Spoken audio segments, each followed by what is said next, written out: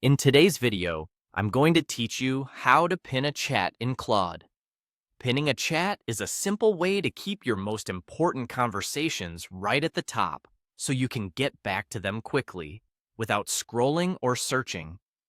I'll walk you through it step by step and add a few quick tips to make the process smooth. First, open your web browser and go to Google. This is a reliable starting point if you don't have the Claude site bookmarked. In the search bar, type Claude AI and press enter. You'll see results pointing to the official Claude website. Look for the result that clearly shows the Claude.ai domain. Clicking the correct result ensures you're on the official site with the latest features and a secure connection. Once the Claude website loads, you'll be taken to the main interface where your conversations live.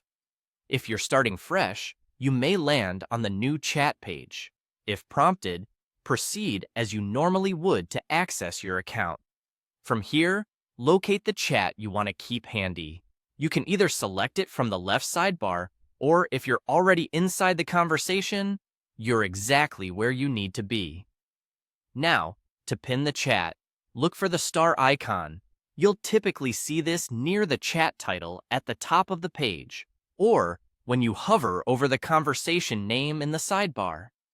Clicking the star marks that conversation as a favorite, effectively pinning it. You'll know it worked when the star appears filled or highlighted, and the chat moves to the top section of your list, often grouped under pinned or favorites. That's it. The chat is now pinned.